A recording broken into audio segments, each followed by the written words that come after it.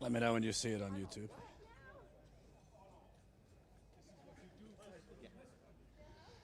Hello, hello, hello. Jordan Sheridan live in Buffalo, New York. It's cold, it's windy, and it's election eve here in Buffalo. We've been here for a couple days now. Before I give my spiel, I'm going to just wait for more folks to trickle in, wait so we could send out a text message and an email and all that good stuff to get more people in here. Hold on.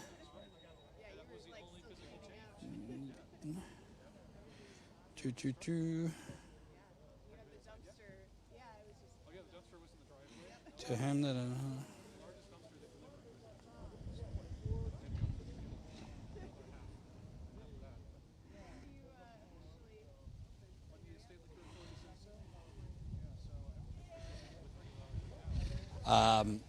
Hold on. Farewell. All right, we got 50 people watching. So I'm in front of Eugene Debs Hall right here in Buffalo. If you can't tell, it's a little chilly. That's why I'm wearing my Status Coup snow hat, which was made by a viewer, by the way, which was made for me by a viewer, which I appreciate. Eugene Debs was one of the greatest labor leaders in history, a legend.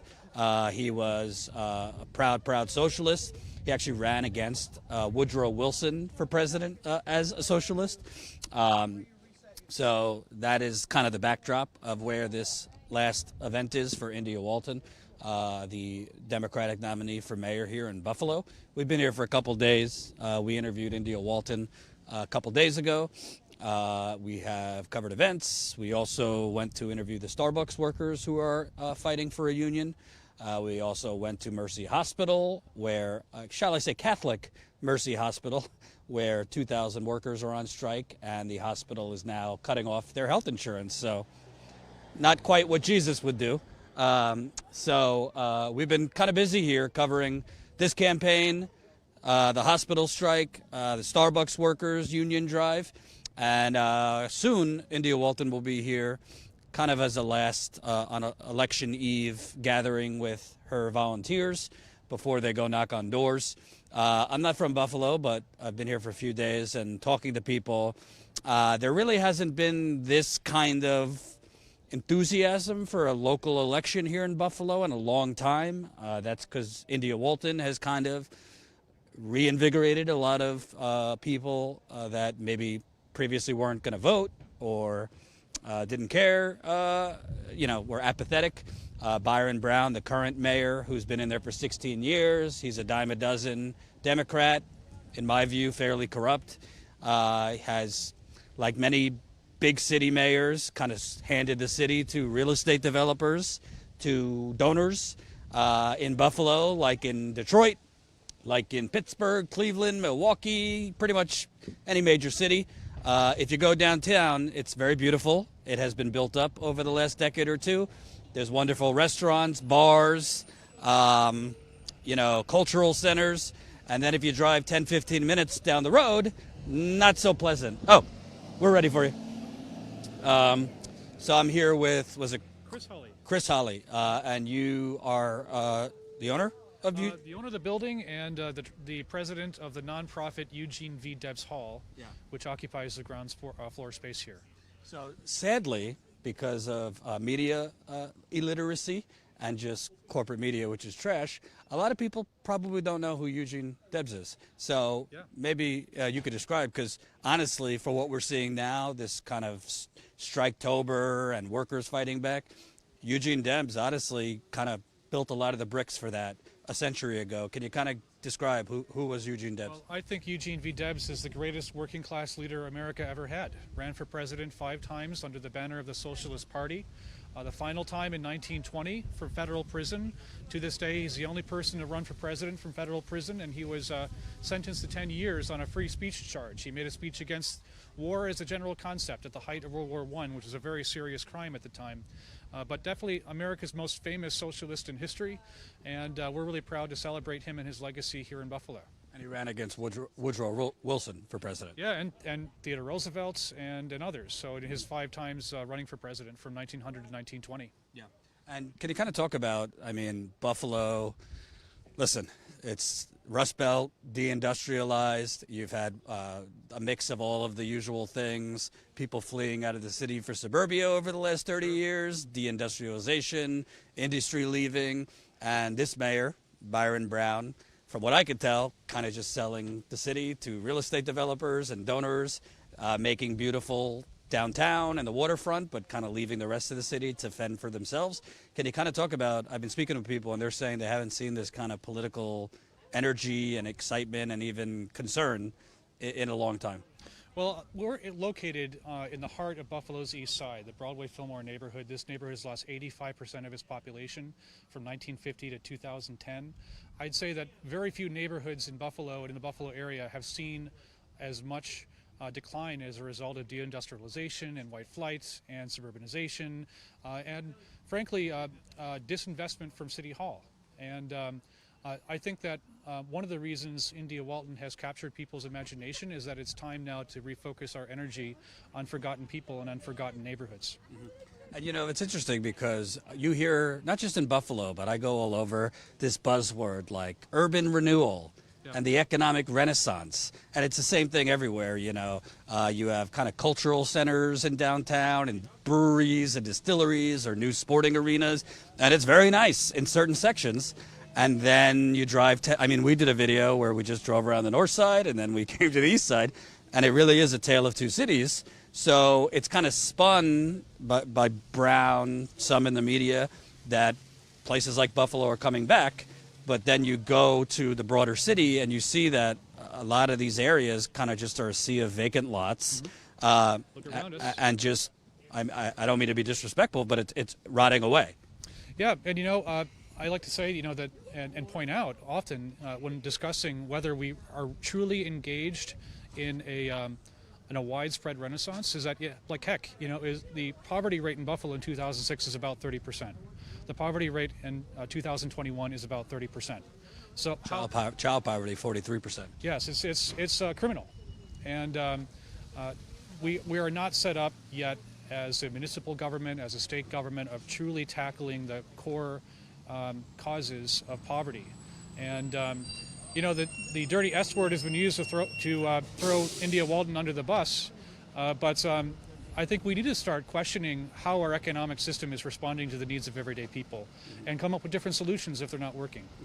And, you know, you saw Nina Turner's election in Cleveland and elsewhere. Working class people are gravitating towards the message of people like India Walton, but then you have kind of, you know, some older voters, some voters that might be conditioned to be a little scared by the term socialism. In Buffalo, do you see people, a large swath, that are resistant to India because of the term socialism, or do you see that the actual core thing she's talking about, which is really like fixing the roads, reopening the closed youth centers, you know, actually putting money into social services, is that breaking through despite a lot of the propaganda? I hope so. We'll find out tomorrow is election day, and we'll see what the citizens of Buffalo have to feel about the S word and about what India means when she talks about investing in neighborhoods that have been neglected and focusing on the needs of people who have been overlooked as the Buffalo Renaissance has supposedly progressed in the past few decades. And lastly, you know, the broader progressive movement, I don't think this has major national implications. I think it's about Buffalo. Mm-hmm. But the broader progressive movement, I'm sure you are on the internet, a lot of deflated people, depressed people, hopeless people. Is it, you know, what do you think in terms of people who have kind of got jaded by the electoral system? They see what's going on in D.C., which is a disaster. Democrats aren't actually following through on anything they promise. Do you think they should have hope in terms of local politics and candidates like India? We always have to act from a position of hope and optimism, I think, to make any real progress. I think that the progressive wing of the Democratic Party, and indeed the socialist wing of the Democratic Party, are simply invoking the positive, forward-looking message of FDR, which was enormously popular in his time. And he came along at a time in U.S. history when the needs were pretty substantial, but as inequality continues to grow, as people continue to miss out on the economic growth that is supposedly happening in our country. I think if someone like India Walton wins the mayor's office in Buffalo, the first time that a self-declared democratic socialist will have done so since the 1960s, then it would be the positive reverberations would extend far beyond Buffalo, and I would hope send a message to the Democratic Party that it shouldn't run away from the legacy of FDR and JFK and LBJ and the efforts to really make our country work for everyday people. Thanks. Appreciate it. Absolutely. Mm-hmm. So that was Chris with Eugene V. Debs Hall, and we are, I think soon India Walton's going to be here to speak with volunteers who are going to be going, kind of on election eve, knocking on doors. We were covering similar events the other day as she kind of came. Not just her, but Jumaane Williams, who's the New York City public advocate, kind of came in from New York City here to rally for India Walton. He's actually running for governor, even though he hasn't formally announced it. He is filed the paperwork to run for governor. So there is a lot of energy here, and I'm not going to predict because I don't know. I don't know what's going to happen. I'm not from Buffalo, so I don't know well enough each specific area. South Buffalo is 100% Byron Brown town. The current mayor, a lot of city workers, a lot of police live in South Buffalo. The east side where we are now, and Colin, I don't know if you could pan, but you'll see on the east side a whole lot of emptiness. A whole lot of vacant lots where homes used to be. And we drove around here the other day, and it's very similar to parts of Flint, well, a lot of Flint, parts of Detroit, parts of Cleveland, Milwaukee, Gary, Indiana, South Bend, Indiana, name your deindustrialized state and city, and you'll have parts of town that are just like this. And that is essentially what gentrification is, which I call economic terrorism.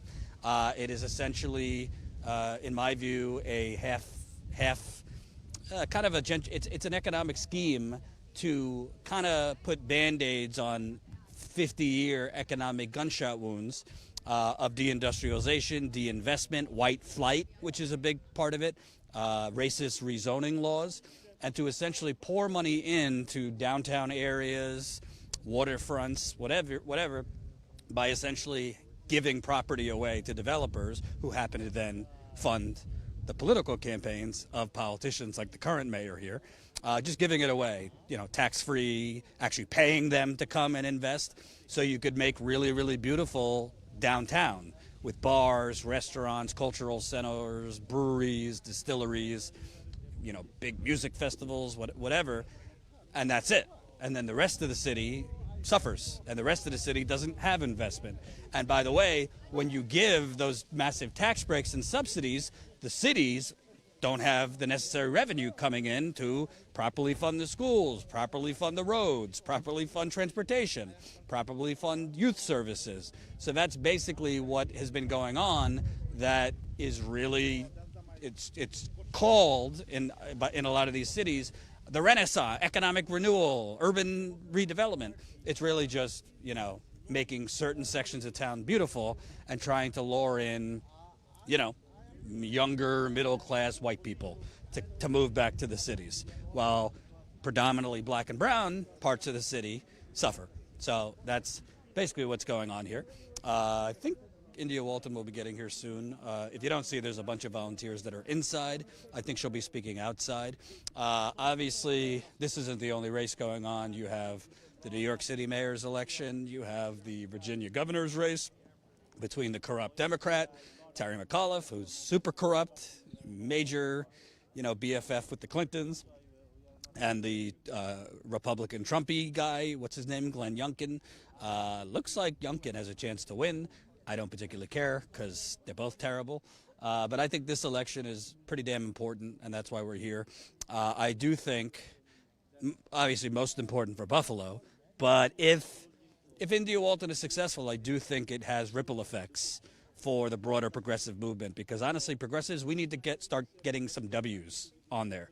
And I think having India Walton win as opposed to let's say AOC or Cori Bush, This is an executive position. So she actually has much more direct line ability to win. To change things. Through, as mayor, you have ability in terms of tax increases, the police budget. You control who gets contracts for development. You control the line for that development, all those things. So it would be, I think, really important, not just for Buffalo, but for the broader progressive movement. I do know that the broader progressive movement in this country right now is very cynical, very angry, in many cases hopeless. They say, Jordan, she's already selling out, all these things. I get the instinct, I get that feeling, but I don't particularly think, I think people need to realize, and I see it being on the ground, that you can't necessarily run national elections or a national election strategy on the local level. I think a lot of progressives consider that selling out. If you tweak your message, or you're considered like pulling punches, or you're not going scorched earth enough against the corrupt Democrats, that you're being moderate, or you're selling out, or you're previewing that you'll sell out. Well, there's realities, and the only way you could actually fight for change is that it's to win. So, in places like this, if India Walton came in and, went scorched earth, hardcore socialist, and, defund the police and, tax the rich and all these things, she'd have a harder time. She'd have a harder time winning, because in a lot of places like Buffalo, on policies, they're with India Walton and progressives. Modest increase in taxes to fund social services, reallocating money out of the police budget, ending corruption at City Hall. But they get spooked out with socialism and things like that. So you do kind of have to meet people where they are. I know a lot of progressives don't like that, but I can tell you, I was talking to somebody on Twitter who said she's really a moderate. I said, well, you could say she's a moderate, but she's proposing increasing taxes by 3%. It's not very moderate in a city like Buffalo. That's not a moderate position. She is proposing reallocating money out of the police department. She's not calling it to fund the police, but she's proposing, shifting money around to take money away from the police. Not really moderate. She is proposing basically to end the corrupt system where contracts are just being handed out to political donors, i.e. the real estate developers. By the way, Trump supporters and Trump donors right now are pouring money in right now to the current mayor to try and defeat India Walton. So the things she's proposing are not moderate. She's proposing tax increases to fund social services, to fund a massive investment in affordable housing. So I would tell you, I'm here. She's, is she proposing, burn down the police department? No, but she's not. The things she's proposing are not moderate. And I also think progressives, you got to win elections. We need to start winning elections. Some people might say, well, Jordan, we won elections. You got AOC in there and the squad, and, they're folding. Well, yeah, I agree. They're not fighting hard enough. But we're talking about a local city here, Buffalo, and we're talking about an executive position, not a congressional position. So I think India Walton, from an executive position, would have a lot more power to directly change the material conditions of people who live here. And I think it could be a template. If she wins, it could be a template for other progressives or socialists, whatever you want to call it, to win in other cities, mayor, county positions. And I do think we're starting to see that, the national politics is not going to save us. And I don't even know if local politics will. I think we're going to have to be doing a lot more outside of electoral politics, which is why these strikes are so important and these union drives are so important that we've been covering. If you're new to Status Coup, we just came from Iowa, where we were covering the John Deere strikes on the ground in Iowa and Illinois. Before that, we've been covering the Amazon union drive in New York, in Staten Island, going there several times. We spoke with the Starbucks workers here who are trying to form a union. We just spoke with nurses at Mercy Hospital who are on strike here in Buffalo. So there's a whole lot going on just here in Buffalo. I think it's super important. So let me just kill time before I could get... hold on.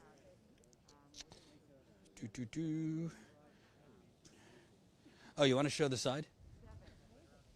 Colin? You want to show the side? Yeah, just going to show you this over here.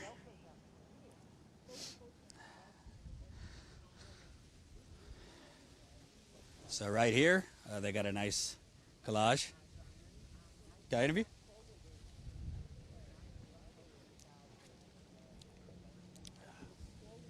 Hold on, folks. Give me a second. But obviously you have the big right on Eugene Debs Hall of India Walton, the big mural, which is pretty nice. Trying to see if I could speak with her campaign person over there. Give me a minute. Yeah, come over here.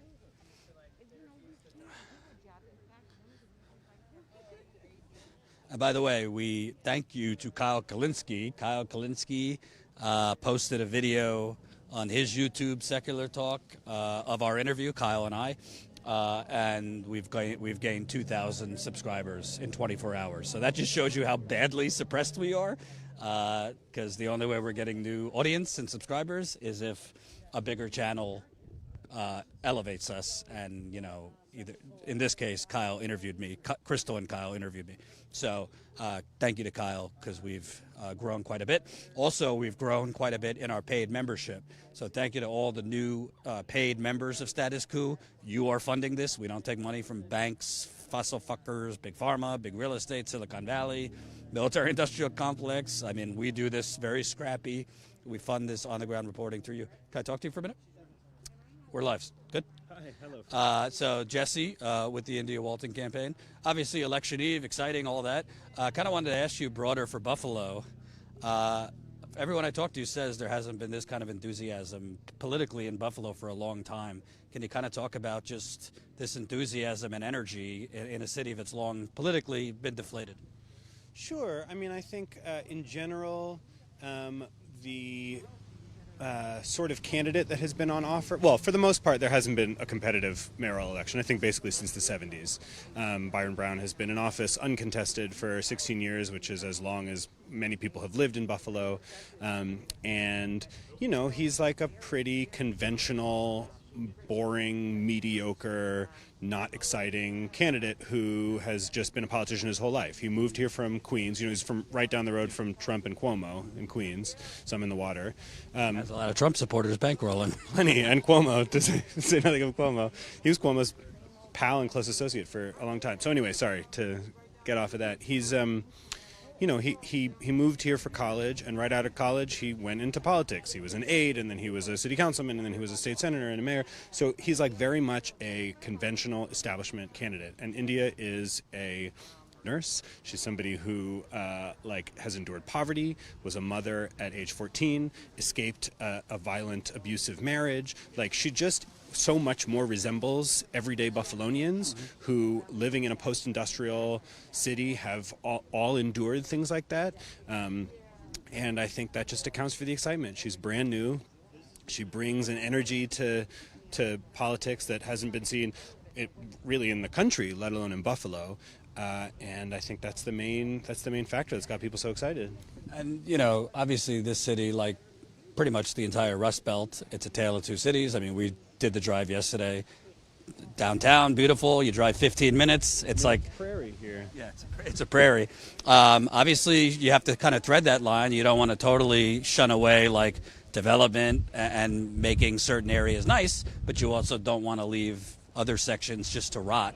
How would she be able to kind of bridge that divide and start pouring in investment to the east side? Walks. There's cracked streets. There's cracked sidewalks. The Byron Brown's maintenance of the city, he has invested a lot of money in downtown luxury development and tourist destinations, and even in the affluent parts of town has not maintained basic infrastructure. So the base level stuff of like good public education, well-maintained city parks, good infrastructure, that is important to Little League parents in North Buffalo who's have been long promised a field house at Shoshone Park, which has never arrived, and it's important to people in East Buffalo as well. So I think and when you're on the doors in affluent parts of Buffalo, oftentimes what you hear is that people are concerned about what's going on in East Buffalo. There's like a great deal of concern about, and I think that's not unique to Buffalo. I think, as you say, lots of Rust Belt cities, there's a sense that the city it really should be one city, and that everybody's destiny is dependent on everybody else's. If there is a hungry, desperate person on the east side, that makes property crime likelier on the west side. Right. And I think everybody knows that. So India is quite clear that investments, and that when the least of these, to take a biblical phrase, are cared for, that betters everybody. I'd like to ask you also, because we've heard from the Democratic Party now for 5 years, unite, fall in line, vote blue no matter who. And it seems to be that message, if a corporate establishment candidate wins, that the progressives should fall in line. She already beat him, but now has to kind of redo the Democratic primary. I mean, can you kind of talk about that whole thing? Seems very hollow, and the Democratic Party might pay for it later because he wouldn't gracefully accept the election, and now, even though she already beat him, has to run again now with him getting a ton of Republican support. Yeah, Representative Ocasio-Cortez spoke on that very eloquently. She said it's a dangerous game they're playing. If you won't support the Democratic nominee and stand with the Democratic voters, what is there to, what power do you have? AOC stumped for Joe Biden. Bernie stumped for Joe. Bernie did a rally for Joe Biden every day online for like a month. He did more for Joe Biden. He's currently doing more for Joe Biden's agenda in D.C. than the conventional Democrats. And then Joe Biden. The left took very seriously the imperative to defeat the fascist threat on the right when our candidate lost in the presidential, and I think that that corporate Democrats who don't reciprocate the same good faith are playing a very dangerous game.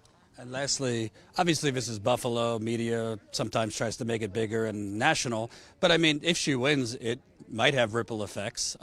You've seen the progressive movement. There's been a lot of doom and anger and hopelessness, a lot of anger. The squad's not fighting hard enough. Bernie's not fighting hard enough. Whatever the case may be, if she wins here, what should be the message? What should people take away from that? A lot of people who have been kind of disengaged or deflated with electoral politics. I don't know if the victory itself is the thing to take away from. It's the governing style. That's what's going to be crucial. To see somebody who is from the working class, who's committed to the working class, and how they govern, how real estate development happens, how land use is treated, how resources are distributed from somebody who has control over a major budget. That's the thing to look for. And I think that could be the largest shift in how cities are run since the neoliberal turn in the 1970s. Thank you, Jesse. Cheers. Jesse, communications director with India Walton's campaign. So he's been busy, obviously. But I think a lot of things he says are true. And I would have went a little bit further. I mean, frankly, if I am progressives and India Walton loses here, and if it's close and it seems like there's funny business, if I'm progressives, I don't exactly think it's unreasonable to say, no, we're not going to support your candidates anymore after you rig primaries and you tell us to fall in line, because this current Democratic mayor, he didn't fall in line when he lost. Again, India Walton's a Democratic nominee. No, he just kept on going and is running a write-in campaign, literally begging Republicans and Trump supporters to pour in money. I think a week ago, Byron Brown, the current mayor, got another $10,000 from Carl Palladino. If you live in New york, Carl Palladino is about as extreme and Trumpy as they get. A real estate developer or whatever, loves Trump. Republicans like him are pouring in $10,000 a pop to the current Democratic mayor. So to me, I'm saying, well, first of all, if Biden, the Democratic Party, if all we're going to get from them is this rump roast, this bullshit $1.75 trillion deal that has nothing in it other than universal pre-K and a couple other crumbs, they can't expect people to come out for them and vote for them. And then the Republicans are going to win in a tsunami in 2022. And then they're going to blame the progressives because they didn't actually follow through on their promises. Look, Biden, looking from a national picture here, the only things he promised were a $15 minimum wage, moonwalked away from that. Public option, moonwalked away from that. $2,000 checks, moonwalked away from that. Police reform, nothing.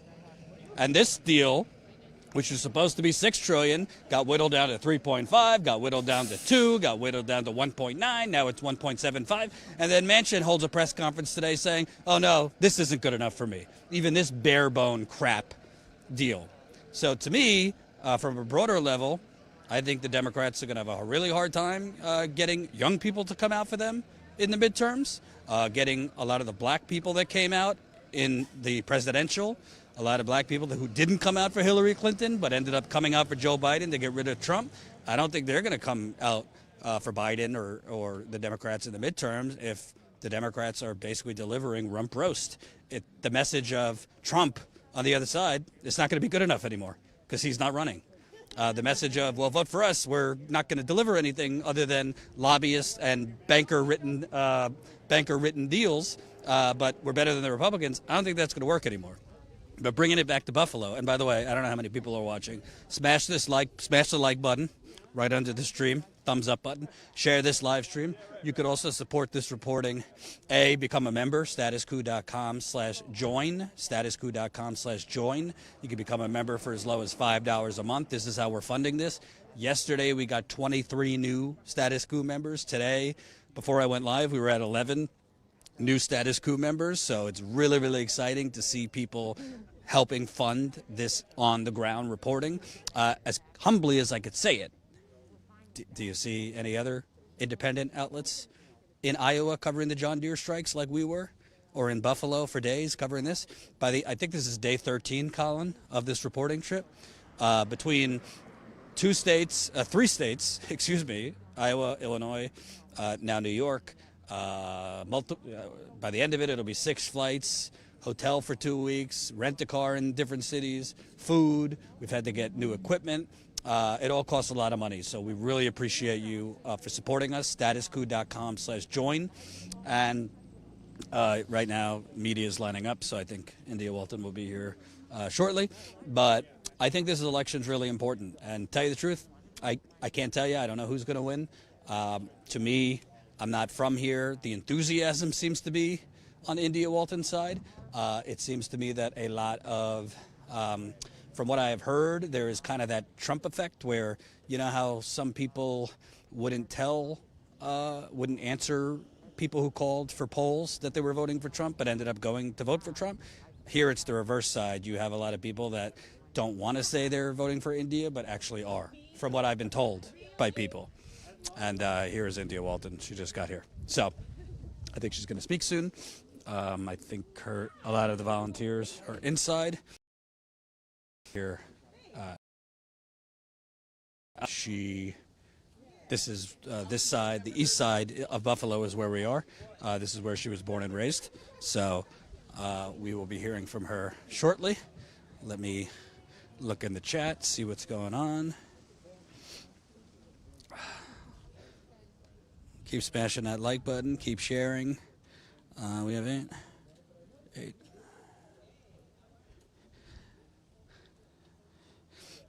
And, just covering these things. It's always, as a journalist, the most exciting kind of election eve because you see between the candidates, the volunteers, just everything.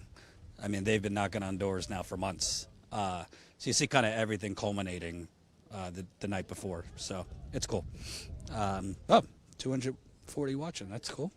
Hope she gets in, Cheryl says. Ooh. Let me free the free press. Here we go. No, that wasn't a good one? I mean, that's a joke after my own heart, but I can't speak for it. It's a mom joke, right?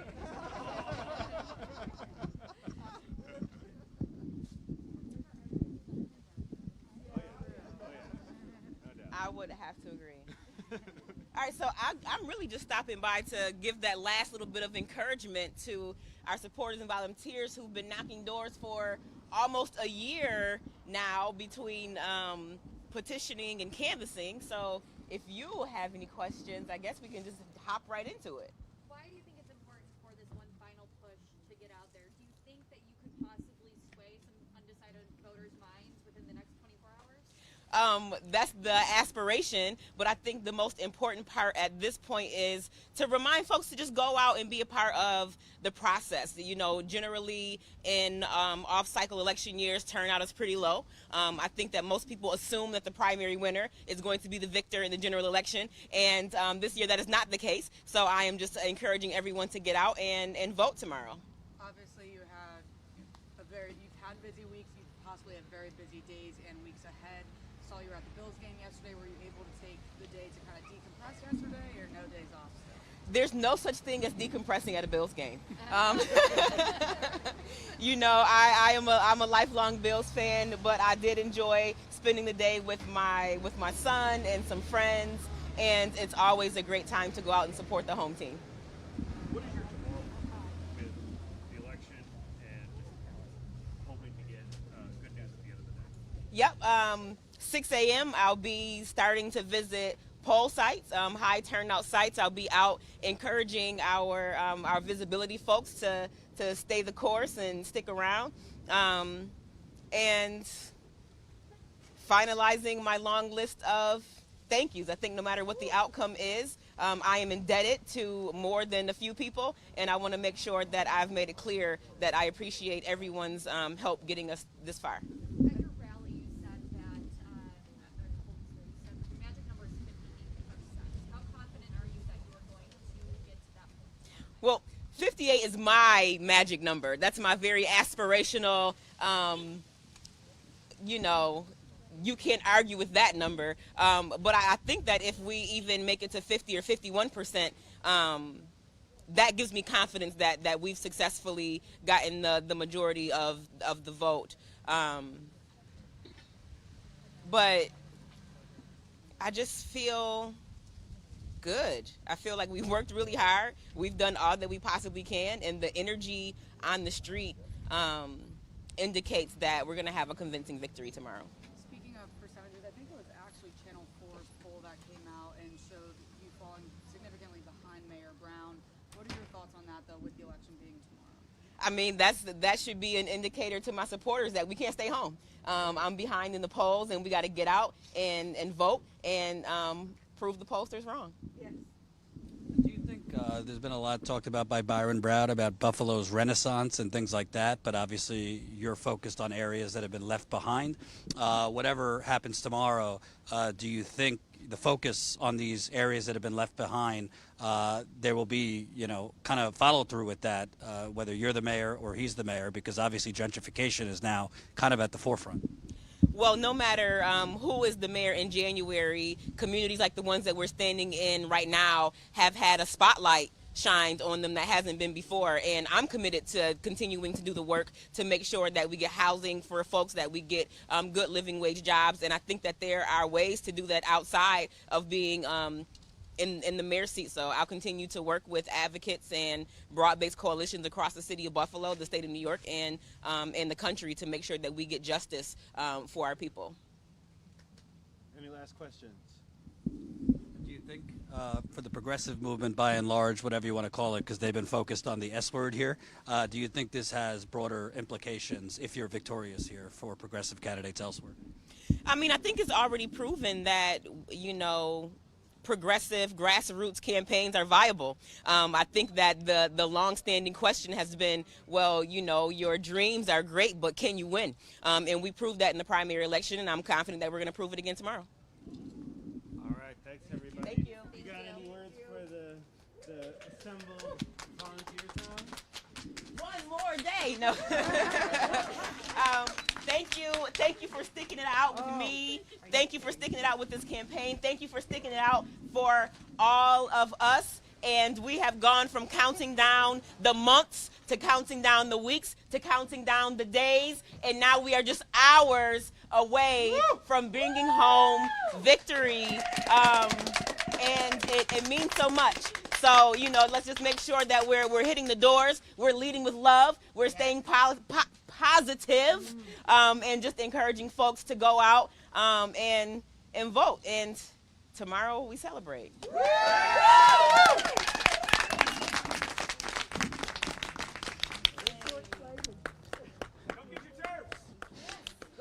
So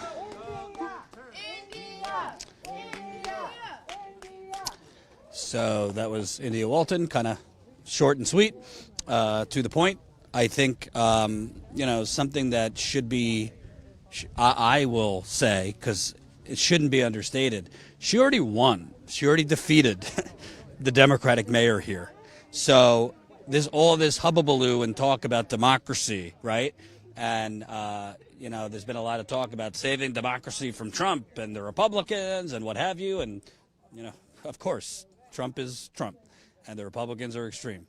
But how is that democracy when she ran grassroots campaign in the primary? She defeated a 16-year incumbent, fair and square. He's, been there almost 20 years. He is the mayor over a city that is the third poorest city in the country, second highest childhood poverty rate in the country, 43%. And instead of accepting it, instead of the Democratic Party machine accepting it, because he's part of the Democratic Party machine, he's doing a write-in campaign and begging Republicans for money. I mean, he's got Republicans pouring in money to him. So it just shows you there seems to be very, very different standards in terms of fall in line and unite. If a corporate establishment candidate wins, they expect the progressives to get their ass in line and support these candidates. If a actual progressive wins, no, they're going to rewrite the rules and he's going to run again as a write-in. It obviously, we'll see what happens. I don't know what's going to happen tomorrow. I'm not from here, so I don't want to pretend to be an expert on Buffalo politics. But what I will say from talking to people here is they haven't seen this kind of enthusiasm and energy in local politics in a long time. And that India has galvanized a whole lot of people that were kind of asleep or were interested in politics but just were kind of tuned out. And she has had a much, much bigger grassroots army to knock on doors than Byron Brown. Byron Brown basically has had 2 labor unions knocking on doors and making calls for him. And a lot of young people that look like they are doing it because they're getting paid rather than supporting him. He's definitely got the support of the business community, that's for sure. He's definitely got the support of the real estate developers. And why I think this is bigger and does have national implications is because at the end of the day, a lot of progressives have kind of gotten hopeless and very cynical and very deflated and saying, Jordan, why bother? Like, they're all corrupt. And even when we knock on doors for them, and even when we make calls for them, even when we donate the money we don't have for them, they get in there and then they don't fight, talking about the squad or, Bernie's not fighting hard enough or what have you. And I agree on a lot of that. I think right now it's frankly pathetic what's going on with this reconciliation deal. I said a long time ago, Bernie and the squad and all of them, Ro Khanna, should have put down their red lines and said, yeah, we're not voting for this without X, Y, and Z. And went to West Virginia and Arizona and publicly pressured and shamed this corrupt political terrorist Joe Manchin. But that's another story. But on this, why I think it's important and why I think you maybe should temporarily take a pause on your cynicism and deflation is, over the last 5-6 years, the progressive movement and the Bernie campaigns and political revolution and all that, I think a lot of us focus so much on the national scene because that just feels the most direct. Like if we could get the president in there, our material conditions would change very quickly.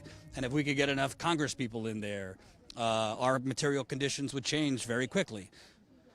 Yes and no. I mean, frankly, if Bernie Sanders was president today, we would not have Medicare for all yet. That's just a reality. If you look at what the numbers are in the Senate and the House, we wouldn't have Medicare for all right away. Look at what's going on just when they're trying to get Medicare expansion, the battle that they have to wage, and these 2 corrupt senators and Big Pharma pouring in millions of dollars to stop it. So even if you had Bernie as president today, we would not have Medicare for all yet. We'd be a lot closer, but we wouldn't have it. Same thing with the squad, all of them. I think they're weak. I don't think they are willing to go all the way to that line and actually hold the line and be willing to walk away and be willing to burn it down and be willing to light up the deal and take the criticism and take the media scrutiny. I don't think they're willing to do that. And they should be willing to do that, because if they don't do that and they keep folding, we're just going to keep replaying this in 2 years and 4 years and 6 years and 8 years, when, if Democrats have complete control, they're going to negotiate against themselves. They're going to keep watering down legislation because that's what their donors dictate. And then we're going to keep having them try to sell us, well, it's better than nothing. Let's accept this so we can fight for more next time. Well, there can't always be a next time. The planet's burning. People are dying. People are working 2-3 jobs. People are struggling just to keep a roof over their head, feed their children. You can't always be playing for next time. At some point, you have to put down a line and say enough. But bringing it back to this and this moment in Buffalo, why I think this election is important is because, A, if you want to seize power as a movement, you have to start getting victories. You have to start winning. You have to change the dynamic and change the narrative that the media pushes. And, you know, sometimes, frankly, to win, you have to tweak your message a little bit. I'm not saying tweak your policies, but you have to tweak your message a little bit, because you can't run a scorched earth national election against the Democratic Party and against the establishment in every community in the country, because a lot of communities are pro-Democrats and tend to have voters who vote for establishment Democrats. So I think if she wins here, why it's really important and could have a domino effect is, A, it would, you know, Halloween was yesterday, it would kind of, this isn't a word, but I'm making it up, de-boogeyman the term socialism, the term socialist. If you could get a socialist in there who's victorious, and if a socialist could get in there as an executive in the second largest city in the state of New York, and the city doesn't fall down the next day, and the city isn't, you know, it doesn't burn down, and they have successes, you know, investment in communities like this one that we're standing in that have been left behind. Colin, if you could show again, I mean, it's just a sea of emptiness on this side where India Walton was born and raised. We drove by.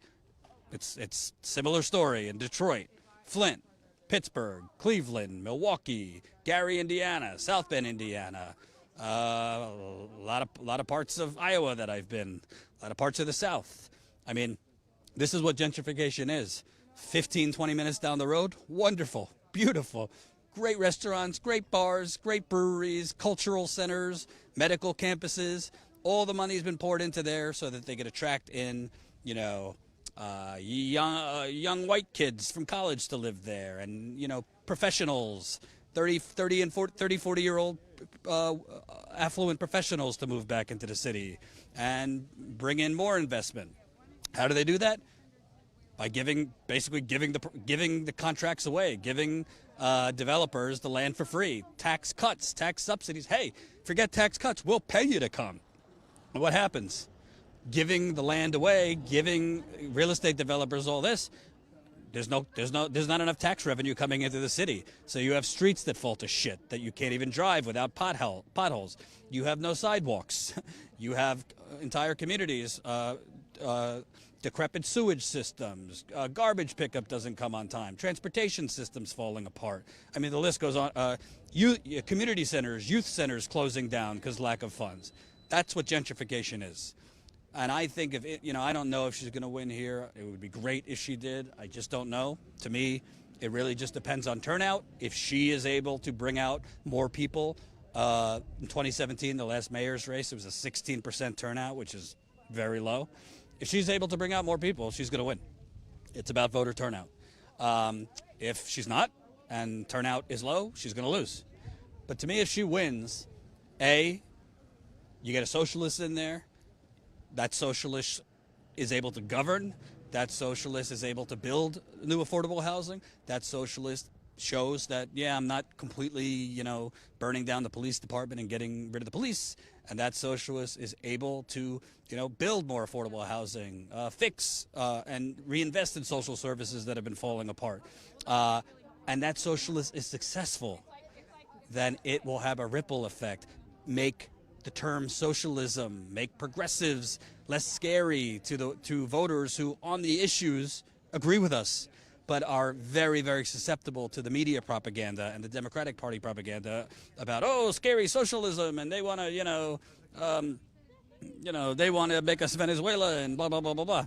The other thing, I truly believe, and this is kind of an evolution for me, I truly believe for your material conditions, healthcare, education, social services, you name it, things that affect you and your family. I really truly believe the fastest way to change is on the local level, whether it's mayor, county positions, local school board positions.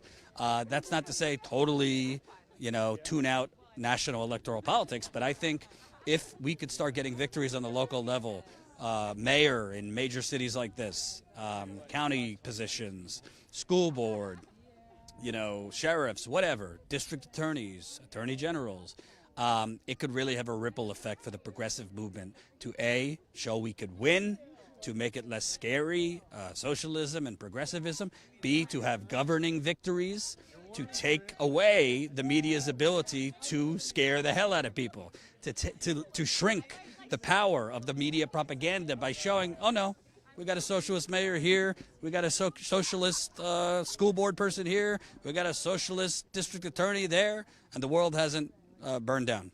And more importantly, for the people of Buffalo, and if you're watching from name your deindustrialized city, I think India Walton could help this city. That's what it's about. That's what it's about. We could all have hot takes on the internet. We could all talk, have these high-minded, big-picture discussions about the progressive movement and sellouts and frauds. It's about progress. It's about helping people lift them out of poverty, put back investment into areas that have been severely de-invested. And I think India Walton could do that here. So we'll see what happens. We're going to be here all day tomorrow. We'll be going to polling places, so we will definitely be monitoring if there's any shenanigans. Just yesterday, Colin, we noticed Byron Brown, the current mayor of Buffalo, was his massive blue tent very, very, very close to the entrance of these polling places. In local elections, there's laws against electioneering. And that you're supposed to be 100 feet away. You cannot campaign within 100 feet of a polling entrance. And boy, did it look. I didn't have measuring tape. It sure looked like he was very, very close to within 100 feet of polling places, which is illegal because you're not supposed to be campaigning to people as they're walking in. As they're walking in to vote. So we'll be going around polling place. I don't know where India Walton's going to be. I assume she'll have a victory party or something like that. And who knows? Listen, we don't know. She could lose badly, or she could have a narrow upset. I just don't know. I don't want to tell you or predict wrong. But what I do know, we've been here for a few days now. There's way more energy on the India Walton side than on the current 16-year mayor's side. Way more energy and enthusiasm than I've seen. Now, older voters tend to vote for establishment corporate candidates. You don't tend to see them out rallying, but they're very reliable voters. Could they come out in broader numbers? Yes. In the primary here, I will tell you that I think it was the Delaware neighborhood, which is a lot of young people, came out very strongly for her. And talking to people with her campaign, they think they're going to increase turnout there from the primary where they won anyway in that area. They think they're going to do fairly well on the west side of Buffalo. They hope they're going to do well on the east side, which is this area we're in, which is very impoverished and probably low voter turnout. So we shall see. But it's pretty exciting. In a progressive movement that has had a lot of doom and gloom, rightfully so, has a lot of people that are rightfully frustrated. We keep replaying this old record spinning where you have all these bullshit politicians who are bought off and corrupt, telling you vote blue no matter who, telling you got to vote for us because Trump or Republicans. And then they get in there and they essentially basically give you a rump roast because that's all their donors will allow because we live in the United Corporations of America. Let me repeat. We live in the United Corporations of America, and we live in a corrupt government. And so I'm hoping, at this point, it's not looking like we're going to get much nationally for anytime soon. I'm really hoping on the local level we could see a W here. I hope she wins. So that's it for now. The volunteers are in there. I think they're going to be going out, knocking on more doors. Let me read a couple more comments before I go. Trump roast. That's funny. Electioneering isn't allowed close to the polls in New York. That's correct. But like I said, Beauty and the Diabetes, when we were driving around yesterday, Byron Brown's campaign had massive blue tents at least 2 polling places we saw, and they were over a sidewalk too, very, very close to the front entrance, which is illegal. Oh, I also want to give some shout outs because we've been getting new Status Coup members. Hint, hint, sign up if you're not a Status Coup member yet. I want to give shout outs to our new Status Coup members. This is how we fund this, by the way. So we're not asking you for money so we could go play blackjack. We're asking you for money so we could pay for Colin, me, Jen, hotels, flights, rent-a-cars, equipment, food. It's not cheap doing this, so please support us if you can. Welcome new Status Coup member John, Sylvia, Joshua, Kate, Fabio, Caroline, Sean, Kevin, Adam, Julia, Zaid, Robert, William, and Alexander. So that's 1, 2, 3, 4, 5, 6, 7, 8, 9, 10, 11, 12, 13, 14 new members just today. And yesterday we had, I think, 22 new members. So finally, it was dark times for a little bit here at Status Coup. YouTube's been hiding us pretty badly. Crystal and Kyle were nice enough to have me on their podcast, which I think went up on Saturday. Crystal, Kyle, and friends. And we talked about, I mean, literally, I've been on YouTube for 6 years. Obviously, I was at the Young Turks first. I've never experienced this level of suppression. I mean, Status Coup is literally hidden. Our subscribers basically, by and large, tell us they don't even see our videos. They don't get notified when we're live. They don't see our shorter videos.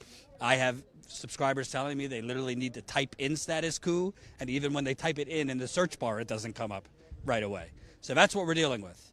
And that's a big reason, in addition to signing up as a member. So we thank you. For those of you who haven't, please consider signing up, statuscoup.com/join.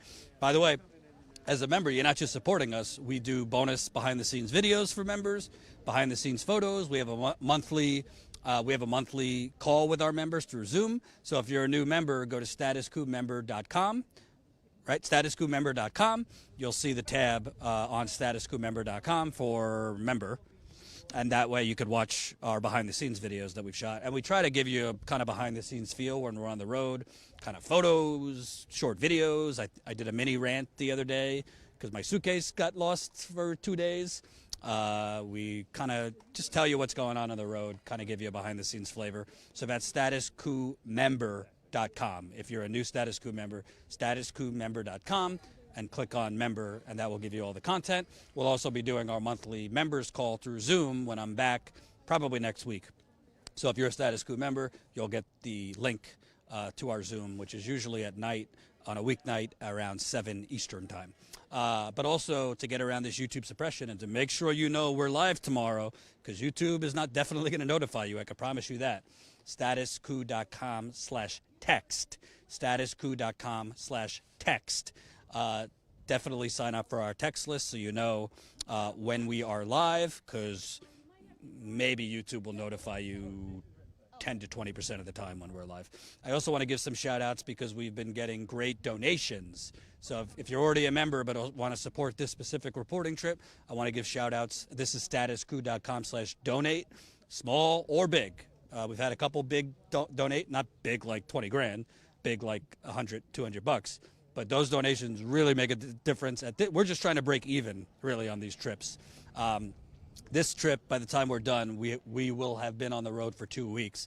It's going to cost us between $6 and $7 grand when it's over, between the flights, the hotels, the rent-a-cars.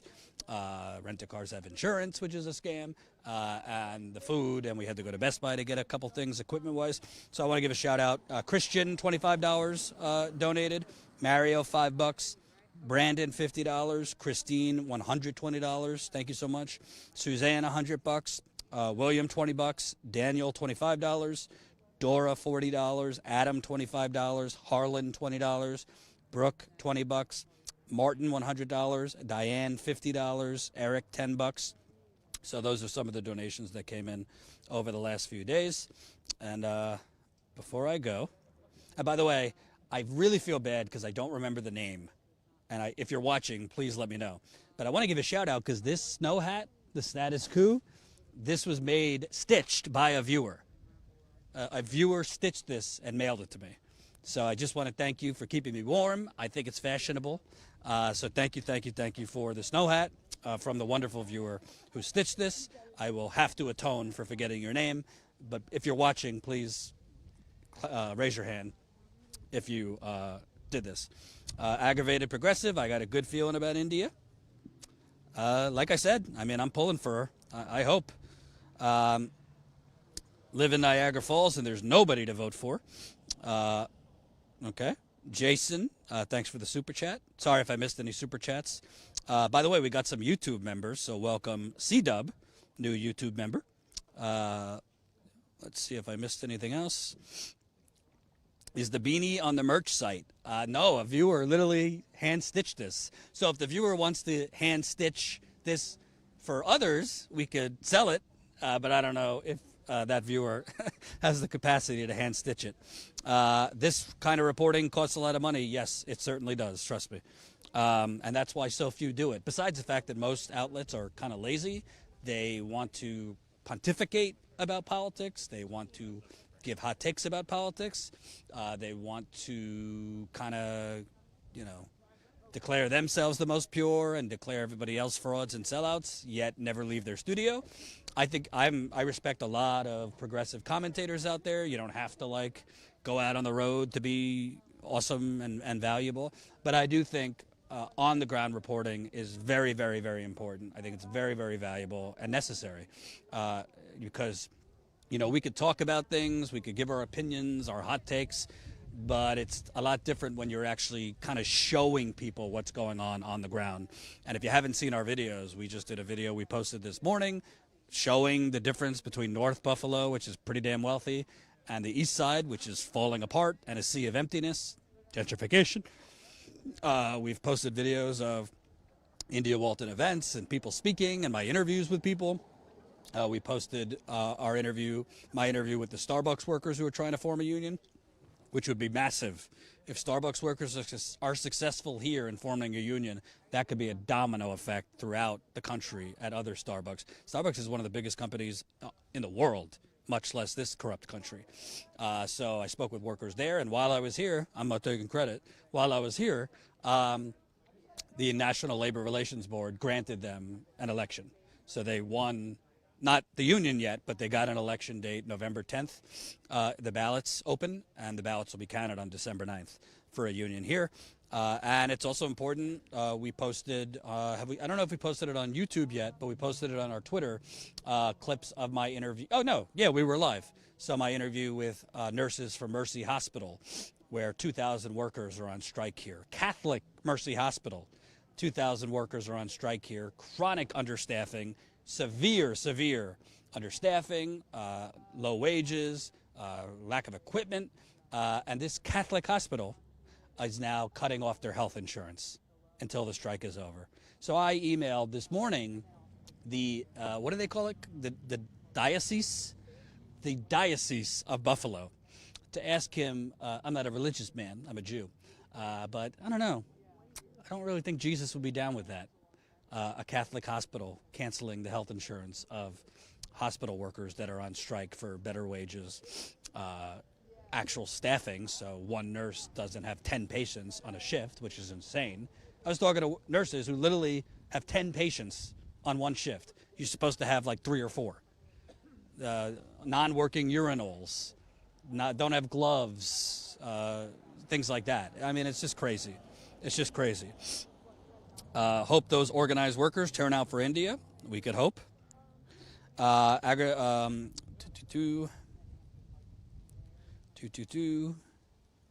Nathan, that can't be kosher. TYT donation started $24 million.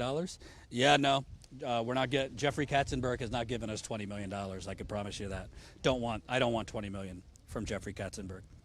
We do need Status Coup. Hey, if you are the Status Coup viewer who made this for me, number one, I very, very much apologize for forgetting your name. I really feel bad, but thank you. And if you'd be interested in making them for more people, it seems like we have people who want these beanies. So All right, folks, we're going to get out of here because it's cold and windy. We got other things to do. Thank you for watching. Again, one more time, sign up, statuscoup.com/join. Become a member for as low as $5 a month. That's statuscoup.com/join. If you're already a member, statuscoup.com/donate. And the next time we'll be live is tomorrow on Election Day. Thanks.